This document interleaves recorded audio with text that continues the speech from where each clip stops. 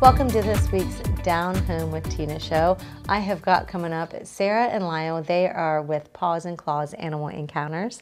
They are bringing along with them some, I call them fur babies. They are some really cool animals for you to get to learn a little bit about. You're going to learn about Paws and Claws Animal Encounters and what it is, some of the other animals that they have, like I think over 80 is different ones that they have, not different species, just different animals, because I'm sure they have multiple of some of them, but I don't want to give any of it away. So stick around so you can just see how their personalities are and how these animals interact with humans. And for example, me, it's pretty fun.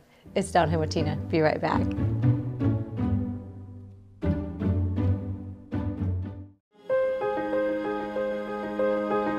Fairfield County has so many wonderful resources for those in addiction with mental health issues. There's so many great court supports to promote accountability so that there's just a positive change across the board. There's so many great interactions within all the community agencies. The Adam H Board is wonderful at providing resources for the whole population to be able to make sure that all those barriers are met and that those needs are taken care of. I like working in Fairfield County because it provides me the opportunity to make positive change where I live. Fairfield County has a great network for veterans to help. It makes me proud that we know we take care of our veterans here. I'm kind of new to it. I've been here for about a year, but it's interesting because you get a little bit of everything. We're right here smack in between the big city of Columbus and Appalachia. So you get to work with all kinds of people, get to do all kinds of things. But my favorite thing about Fairfield County is the people. They are passionate, they are fun, they are engaged, and it's a great place to work. Community, connections, collaboration. The Fairfield County Way.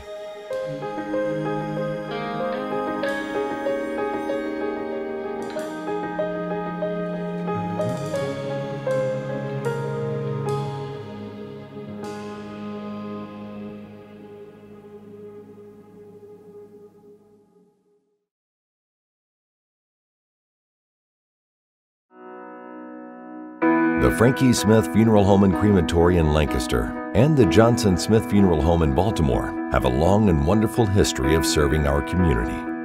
Feel free to give us a call at 740-653-0652. Stop in and see us at either of our two locations, 405 North Columbus Street in Lancaster and 207 South Main Street in Baltimore.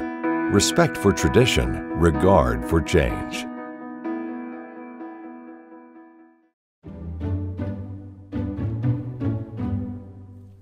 Welcome back to Down Home with Tina. We've got some excitement going on the set today.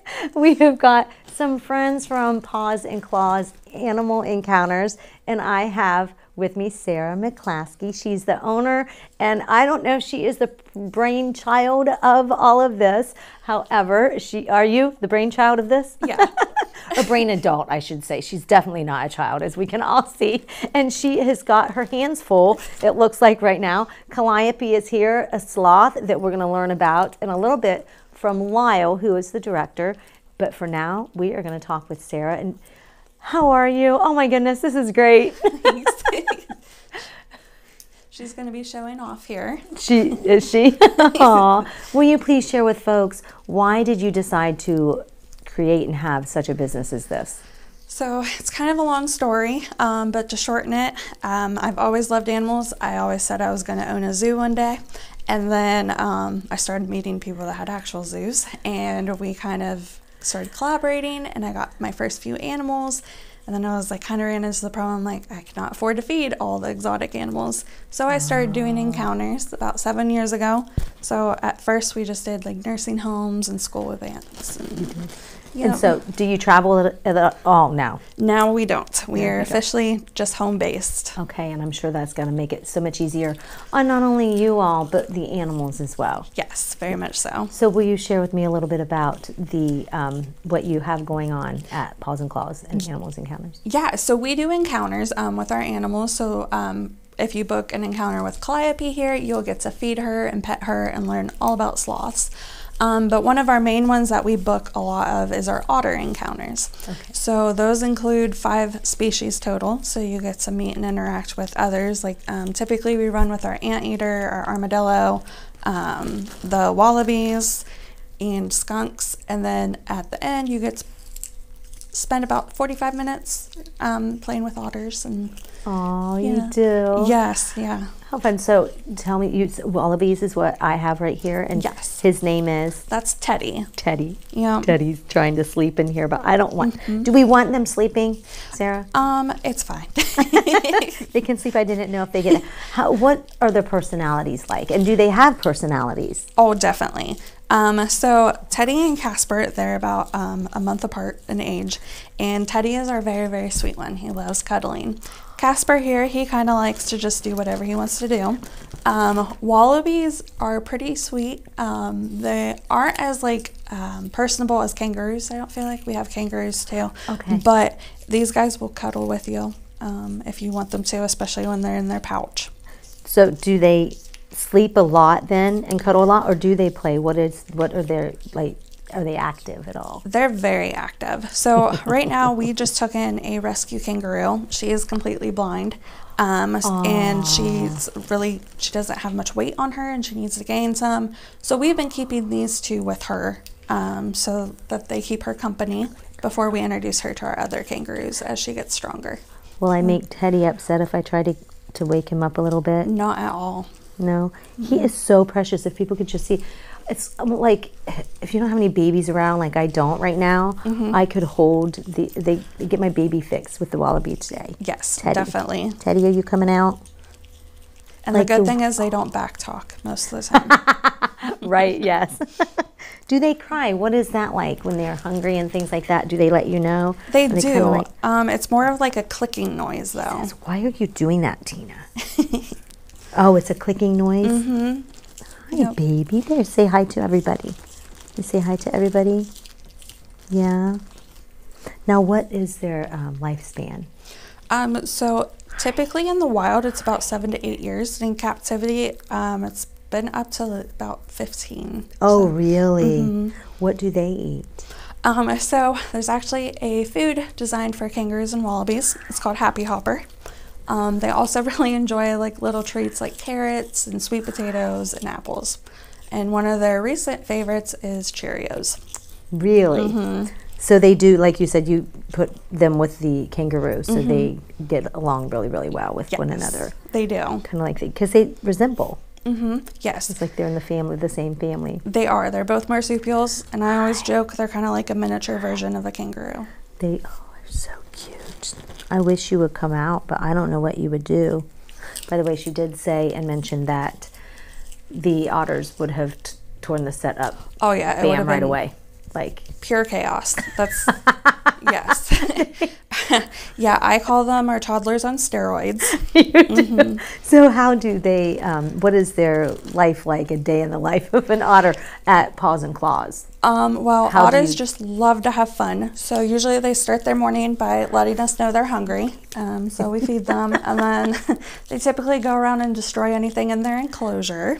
What all do you have in an otter enclosure? So they have a pool, they have a little waterfall, and they really enjoy shoving sticks into the filters so that we have to get in there and clean it. So you said toddler on steroids. Yep. You're not kidding. No.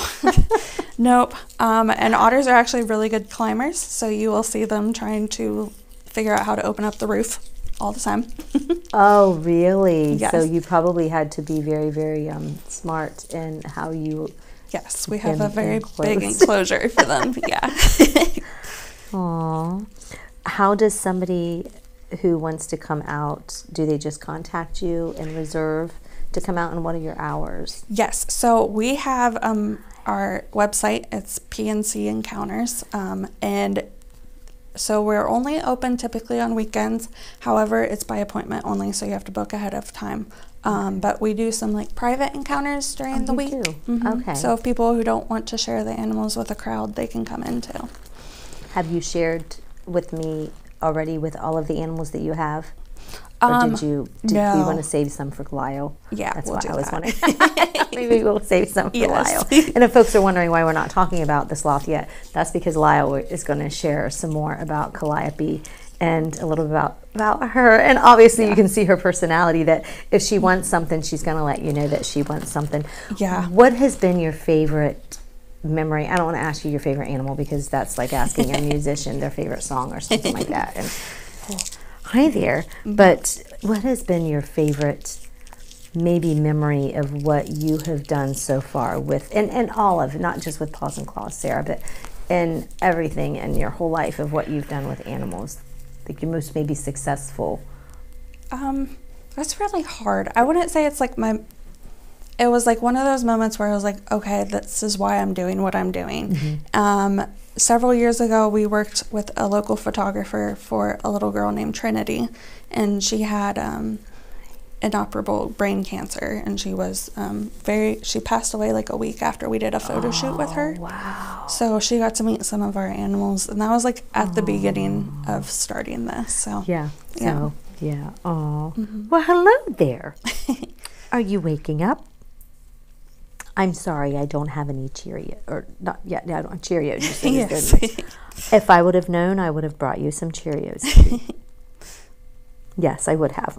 Yep, shaking his head. Yep. Aw. Anything else that you would like to share? Oh goodness, I don't think so. Just come on out. Yeah. We're definitely making some changes this winter, and we're really going to start working for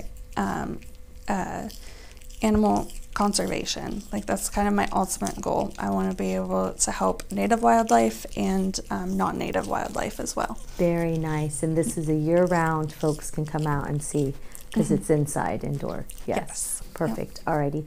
And what's your website and your contact information one more time? It's Paws and Claws Animal Encounters, and it's pncencounters.com.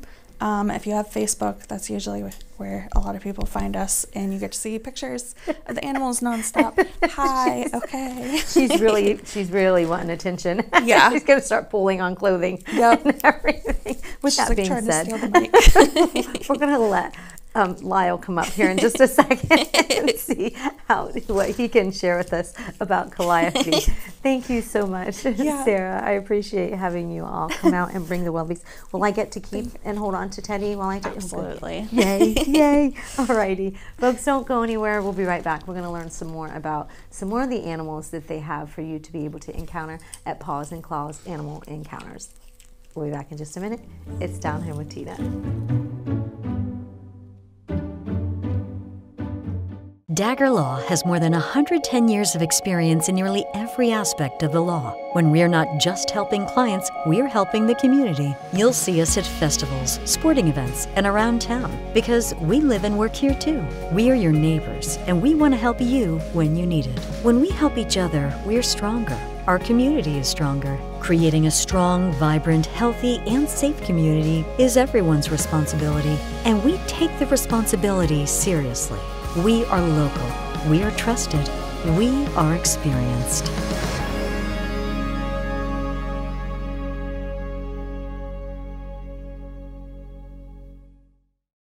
Okay, Dad. 1, 2, 3.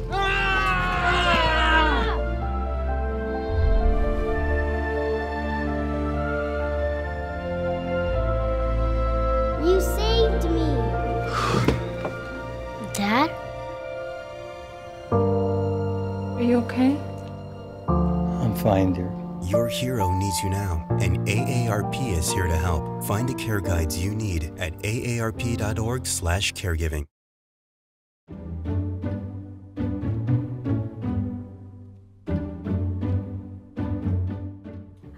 Welcome back to Down Home with Tina.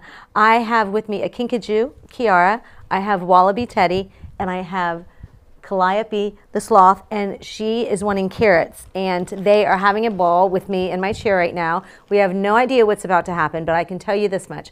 Kyle is here, and Kyle Hicks is the director of Paws and Claws Animal Encounters, and I'm definitely having an encounter right now myself. But I love this. Kyle, we share a little bit with folks. Why is it that you decided to get involved with animals? Well, it's been a lifelong thing for me. I've been involved in educational instruction since I was a teenager. Okay. There's a place back near my hometown called Allwood Audubon Center and Farm. Okay. My grandfather was president of that for years. He allowed me to become an instructor in there at an early age, and I've been involved with wildlife of some type ever since then. It's recently exploded with being with Sara. Yes. And I went from dealing with some local native wildlife to having a sloth that lives in our house. Oh, nice. What's it like living with a sloth? Interesting. It is definitely interesting. Is this how she acts? Is she? This is the only sloth you have, or no? Yes. It is. She's So the only one. she is. Okay. How is she? Is she this demanding at home? Yes. If Yes. she's awake, she wants food, and people mean food. So people. Okay. she So will seek us eats out for all them. the time. If she was able to, she could. She could. She would. Yes. Is this just to keep her busy? What does a sloth usually do on their on a regular day in the life of a sloth, other than want to eat? A lot of nothing. A lot of nothing. However, a captive bred sloth has a lot more energy than a sloth in the wild has. You can see she's moving around quite a bit more than you would expect a sloth to move. Yes. Well, it's because her diet is more nutritionally dense. Okay. So she has better quality food, it's more calorically dense. She, at the end of the day, flat out has more energy to burn. So about every 2 to 3 days, she gets what I call the sloth zoomies. And you wouldn't expect those are two words that would ever be in the same sentence together. Right. But she will be all over the roof of her enclosure, all over the walls, all over the floor, outside of the enclosure, up her sloth trees, back down, and just keep going. Really? It was very concerning when we first saw it, but then we realized we were concerned because our sloth has too much energy. And then you put 2 and 2 together, her diet's great. She is you are my kind of sloth. Here I said maybe you're going to slow me down. Nope, we're just we're made for each other, Calliope. She's meant to be on the show. People tell me all the time, you drink coffee? Why? Don't you have enough energy? I'm like, so how many animals do you have at Paws and Claws? At last count, I've heard 89, 89. But I don't ask. No, you don't ask. Yeah. If I come home and there's a new animal there, I said, oh, when did that get here? Right. Oh, it's been here, or, oh, I've had it, or I'm just holding it for somebody. Okay. Holding it that will never go home. Mm-hmm. Is that what kind of holding, is that what holding means? Yeah, in the long run, yes. Yeah. So I know it's far from a zoo, but it is kind of like a mini zoo. I know Sara said her dream was to always have a zoo.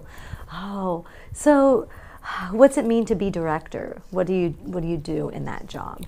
I point at things and tell people where things should go.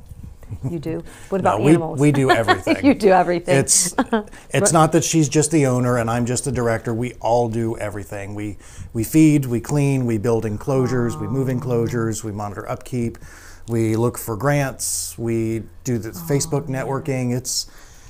It's an always-on job. Yeah. You guys seem like you love it. It is. And it's absolutely a passion project. Tell me a little bit about a kinkajou. What is a kinkajou? So this is Kiara the kinkajou. She is about 8 months old. They are native to South America, and their nickname is actually called the honey bear because they absolutely love honey. So her diet is primarily a lot of fruits, and having a high sugar diet like that is a lot of calories. So she can be very excitable and have a whole lot of energy, as you're seeing now. This is one of her favorite treats, which is a sucker. She doesn't get these all the time because it's a treat. Yeah. Probably try to manage her a little bit on set. Is that what that's for? Yeah. Do you guys have any nocturnal animals?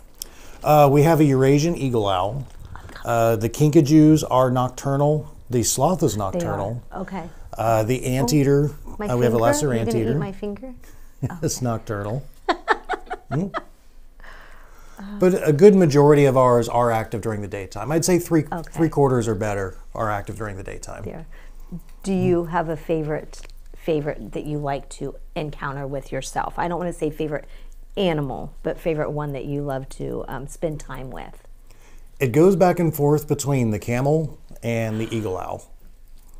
Really? So you have a camel and an eagle owl. Share with me a little bit about an eagle owl. So it's a Eurasian eagle owl. They're the second largest species of owl in the world. They're native to Central Europe, are tolerant to Russian winters, so they'll more than be fine in Ohio winters. Okay. Her diet is mice and rats, as you would expect. She is almost 6 months old now. Her wingspan is almost 6 feet. Okay. At full growth, she should be about 2.5 feet tall, and her wingspan will be about 7 feet wide. What is it about her that intrigues you? We've had her since she was just a little nestling, just a little fluff ball. And we've hand raised her. She's imprinted on us. And she's affectionate when she wants to be. But it is truly an awesome thing to hold an apex predator on your fist. Oh. And listen to it screech and look around. It's really, it's something else that you can't get that experience anywhere else. Yeah. What did you say the other animal was? The camel. The camel. Yes. So what is it about the camel? Well, he's my buddy. Does he have a name? His name is Toby. Toby. And about 1.5 years ago, my niece and nephew were over, and my nephew lost his Cheetos because he packed a lunch. He was 4 years old. Toby found the Cheetos because when we found Toby, he had the Cheeto ring around his lips. He didn't eat the bag or anything. He opened it, ate the Cheetos, and has been loving towards all people ever since. That's really funny. So where do you get the animals from? A good portion of them are rescues or owner surrenders. They are? Okay. We're kind of known for doing that. We just, Nice. I'm sure you heard Sarah talk about Ruby.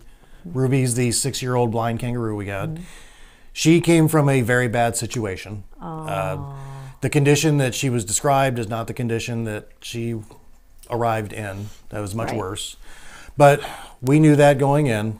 So we're very fortunate to have a true exotics vet close to us. I was going to ask you about the care for that when it came to that, yeah. She does make house calls. She allows us to do emergency visits if anything bad happens. And we have instant consultation to a lot of other major veterinarians because of her. Yeah. Very fortunate in that regard. What animal do you have that most people would never imagine that you would have, do you think? That's a good question. Do you have one that maybe they're surprised to know that you have? I think possibly the groundhog. You have a groundhog. We have a groundhog. He was also an owner surrender. He's also one of the sweetest things. And even though he's a native species, not too many people have a captive groundhog. Oh yeah, no, they don't. And Cheeks is adorable. Cheeks loves people. His favorite food is Slim Jims. Loves people. So goes and interacts with people. Yeah, really? Where he came from, he was he split his time between his outside enclosure and living inside. So he's like a couch groundhog. Oh, funny. So he does get along with our animals when we bring him inside too. He does. And do the majority of animals, I know some of them cannot get along, I'm sure, but do the majority of them get along? Yes. Or yes? Any animal that you can interact with on the farm is friendly and socialized. Okay. So when we eventually open up for limited farm tours versus instead of just doing strictly encounters, you'll be able to interact with other animals that are very friendly. Oh, will you need these? Is this what she's wanting? Might be. I may not have been giving them enough to her, or is she just used to you? She's probably used to you. Well, her vision beyond about 8 to 12 inches is shapes and colors. But she knows people mean food and pets. Is that the way the vision is for all sloths? Yes. It's poor. It's not very good, yeah. Is that why they go so slow, do you think? Because their vision is not clear for them to be able to that go is definitely fast? Does that make sense? I mean, it's definitely a factor there. Okay. The other is going back to her and her moving so fast is their diet. Their diet in the wild is all leaves, and there's just not very many calories in leaves. Yeah. So she doesn't have wild sloths do not have the same amount of energy that a captive sloth does. Which animal is the most expensive to not care for but to feed? The otters. Yeah, what do they eat? So it's a mix of tilapia and salmon is their base diets. Oh my. And then when we find seasonal fish to throw in there for variety, so bass, perch, whiting, bluegill, catfish, just something to change up their diet so it's not the same thing. And then some kind of chicken, whether chicken breast, chicken thigh, chicken drums. Is it fresh raw fish then, right? What about the chicken? Also raw. So long as it's not cooked, they can eat the bones and digest them without a problem. Okay. And then cube steak, apples, and carrots on top of that. So Kiara does like my tea. I don't know if anybody did get to see that on camera earlier. She was drinking the Down Home with Tina tea. So you liked that, didn't you, Kiara? Well, hello there, sweetie. Are we friends? We're friends now. I don't have a sucker, though. Oh, gonna give me kisses. You give me kisses? Do you give kisses? Do a lot of the animals give kisses? Yes. They do give kisses. Is that what she was doing? She's gonna go to my head now. Does she usually like the head? She likes to be on the head. Why is that? It's a position of safety. They act as a really? lookout, and they can see any potential predators out there. You want to hang out with me to make sure there's no predators? Huh? She says, no, I'm going to go back over to Dad. They probably see the two of you as their caregiver and keeper. She lives in the house with us. Oh, she does. That's why she's so loving and caring, too. Oh, so she'll climb up on the tree, too. And... oh my goodness, how many trees? Do you have more than just this tree? We have 4 sloth trees total. 4 sloth trees. So she has a variety of things she can climb on. Does she get down often? I know we're back now too. Calliope, only when she's doing her zoomies. Oh, only the zoomies. Okay. What about the wallabies? I've not talked a whole lot about the activeness of them. Do they climb trees and things like that as well? Or are they basically no? They're found in the forest versus a kangaroo would be found in the wide open. But while they're in the forest, they're not in the trees. There are tree kangaroos out there. Oh, there are. Okay. But they're not. Nope, they stay. Wallabies are active during the daytime. So at nighttime, they're at home inside in the pouch with us. But during the daytime, until it gets too cold out, they're both outside with Ruby, the 6-year-old blind kangaroo. So that she has a company. They're pack animals, so we don't want them to be alone. Oh, yeah, no. Good. Do you have... how many animals do you have that are pack animals? Or different species, I should ask. A lot. A lot. I've never counted. Yeah. Between the alpaca, the kangaroos, the yaks, the cows. So you have alpacas and cows. Lots of cows. What kind of cows? Donkey, specific are they? Well, the most popular one we have is Winslow. Winslow is a Gur calf.